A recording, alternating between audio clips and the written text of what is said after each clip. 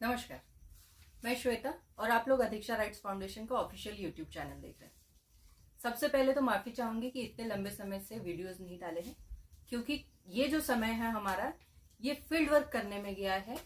जिस तरह से मैंने कई मेरे लास्ट वीडियोस में आपको बताया है कि किस तरह से पालक लोगों को तकलीफ दी जा रही है, पेरेंट लोगों को त्रास दिया जा रहा है। जिन लोगों के पास डॉक्यूमेंट नहीं है उन लोगों को ऑप्शन नहीं बताए जा रहे हैं, और इस तरीके के कई कंप्लेंट्स पेरेंट लोगों की हमारे पास आई। उन लोगों का एडमिशन कराने के लिए हम मदद करने के लिए आगे गए। उसके अलावा हमने कई ऐसे एडमिशन्स देखे जो कि फर्जी थे, और उसके लिए जो हमने काम किया फील्ड पे, किस किस तरह से काम किया, क्या क्या दिक्कतें झेली, ये बहुत सारी ऐसी चीजें हैं जो अभी आप लोगों को इतने लंबे समय की आपको बतानी जरूरी है। तो ये लंबे समय की जो चीजें हैं ये आपको हम सारी की सारी थोड़ी थोड़ी करके समझाएंगे, बताएंगे। और इसीलिए हम लोगों को इतना वीडियो डालने का टाइम नहीं मिल पाया, क्योंकि फील्ड वर्क ज़्यादा ज़रूरी था। अभी आप लोग जानते ही है कि कुछ समय में ही नया सेशन शुरू हो जाएगा, तो वक्त रहते जो इस सेशन में हुई गलतियां है उन्हें सुधारना ज़रूरी था, और इसीलिए हम लोगों ने फील्ड वर्क को ज़्यादा इम्पोर्टेंस दिया। कुछ ही समय में जो अभी नया सेशन शुरू होने वाला है, यानी हमारा शैक्षणिक सत्र 2024-25, और उसके लिए कई ऐसे पेरेंट लोगों से अभी से हम लोगों के पास कॉल आने शुरू हो गए हैं कि पिछले समय जैसे आप लोगों ने बताया कि पेरेंट लोगों को मदद नहीं मिल रही, तो ऐसे समय में क्या करें, हमारा नंबर लगेगा या नहीं लगेगा। तो सबसे पहले आप लोग एक बात जानिए कि आप लोगों के नंबर क्यों नहीं लगते। दिक्कत ऐसी होती है कि जो आप लोगों का अधिकार है वो कहीं ना कहीं कोई और लोग ही छीन के लेके जा रहे हैं। अब कैसे छीन के लेके जा सकते हैं? हम साधारण जनता से अगर पूछे तो उन लोगों के दिमाग में तो बस यही ख्याल आएगा कि भैया अगर फॉर्म भर रहे तो हमारा अधिकार कोई कैसे छीन के लेके जा सकता है, ये तो सरकार की तरफ से दी जाने वाली योजनाएं हैं।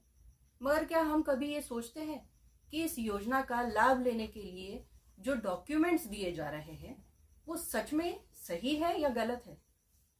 गलत भी तो हो सकते हैं।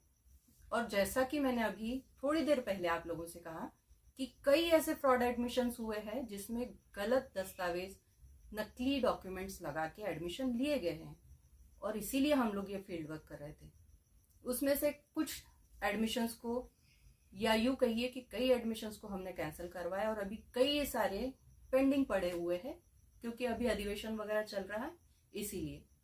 और उससे में भी और ज्यादा मजे की बात तो आप लोगों को ये लगेगी कि पालक लोग तो गलती करते ही है एडमिशन पाने के लिए, वो अपनी तरफ से कुछ गलत चीजें करते हैं, उन्हें उन गलतियों में साथ देने के लिए दलाल लोग भी बहुत पड़े हुए हैं।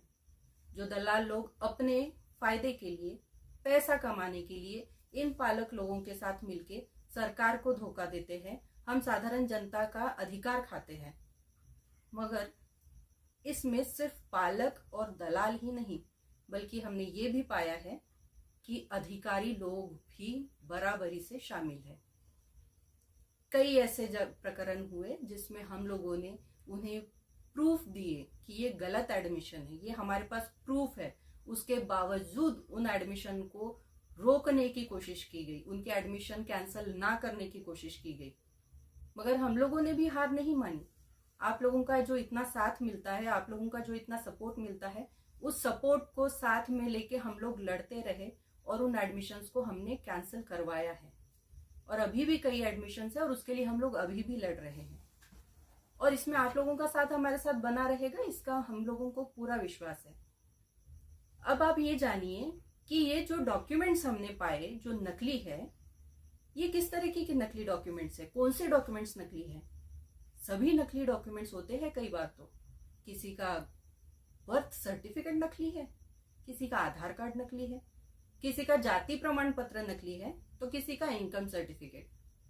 कोई उस जगह पे रहता ही नहीं है मगर वहां का रहिवासी दाखला उसने बना रखा है। तो ऐसे तो कई सारे प्रकरण हैं।